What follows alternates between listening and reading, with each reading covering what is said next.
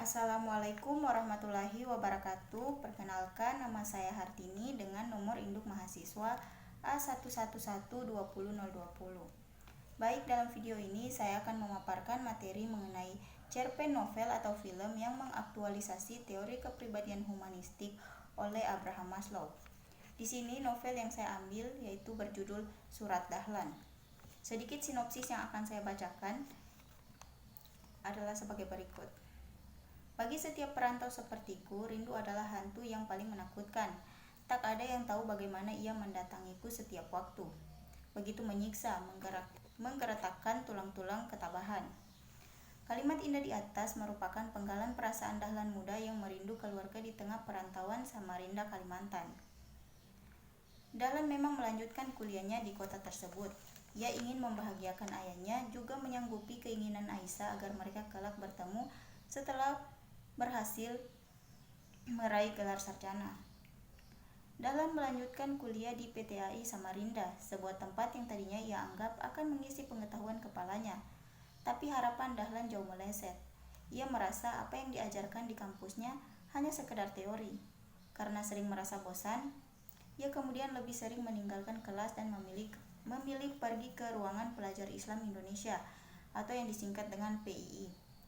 Ia memang sangat aktif di organisasi tersebut. Selain di PII, Dahlan juga aktif di media kampus. Ia sering menulis sejumlah kritikan yang ia tujukan pada punggawa kampus. Sampai suatu hari, sepak terjangnya dipangkas habis-habisan dengan adanya larangan terbit bagi majalah tempat ia sering menulis idenya. Namun hal tersebut tidak menyurutkan tekad Dahlan untuk bersuara terhadap kejanggalan yang ada di sekitarnya. Orde Baru semakin membuat mahasiswa gerah. Dahlan dan sejumlah temannya yang bergabung dalam PII kemudian mengadakan demo besar-besaran. Sayangnya, alih-alih didengar pemerintah, mereka malah dijadikan buronan dan dikejar-kejar tentara. Dahlan bersusah payah menghindari kejaran tentara. Ia sampai harus terperosok ke dalam jurang. Namun ia selamat dan ditampung oleh perempuan tua yang dipanggil Nenek Saripa. Selama masa persembunyiannya, Dahlan memilih tinggal bersama perempuan tua renta yang baik hati tersebut. Pada masa itulah takdir mempertemukan ia dengan Syahid yang kemudian menawarkan Dahlan untuk bekerja sebagai wartawan di mimbar masyarakat. Seiring keadaan politik yang membaik, status Dahlan sebagai buronan pun dihapuskan. Tapi masalah kembali menyapanya. Namun kali ini ia harus menyelesaikan masalah hatinya, antara mengejar cinta pertamanya si Aisyah atau menerima pinangan temannya bernama Mariati, atau memilih cinta barunya seorang gadis yang baru dikenalnya yaitu Nafisa. Pergulatan waktu akhirnya membawa Dahlan pada jodoh sejatinya yaitu Nafisa. Mereka akhirnya menikah dan memiliki beberapa orang anak. Kesuksesan Dahlan mulai berdatangan sedikit demi sedikit. Perjalanan karirnya membawa ia bertualang dari mimbar rakyat ke Tempo dan bermuara di Jawa Pos. Semua ia jalani dengan sungguh-sungguh dan akhirnya ia berhasil membuktikan pada ayahnya bahwa ia bisa menjadi seorang yang sukses. Baik, untuk itu analisis tokoh Dahlan dalam novel Surat Dahlan yang akan saya jelaskan menggunakan teori kepribadian humanistik oleh Abraham Maslow. Yang pertama, kebutuhan fisiologis. Kebutuhan fisiologis Dahlan yaitu pemenuhan tidur, makan dan minum, dan hal tersebut merupakan tindakan fisik untuk mempertahankan hidup suatu individu. Kemudian yang kedua, kebutuhan rasa aman. Kebutuhan rasa aman Dahlan terdapat pada kebutuhan perlindungan dan kebebasan.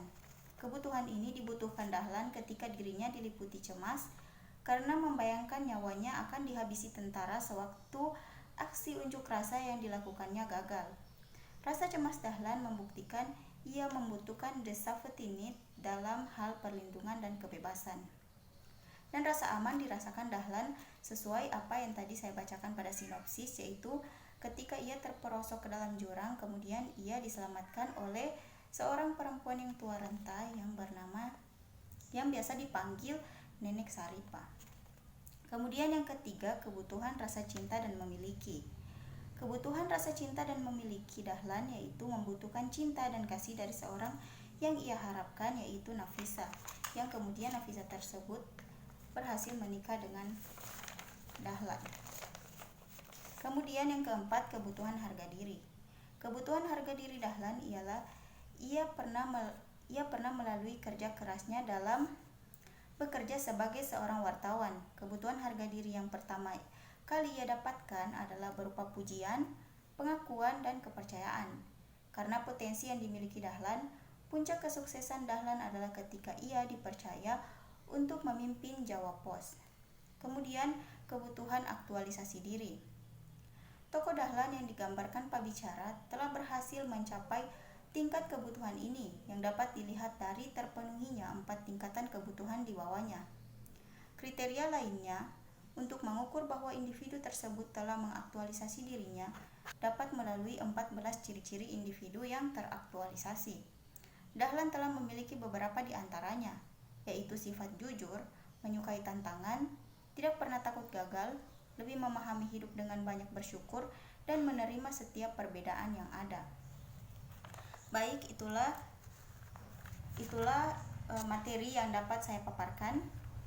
Lebih dan kurangnya saya akhiri. Wassalamualaikum warahmatullahi wabarakatuh.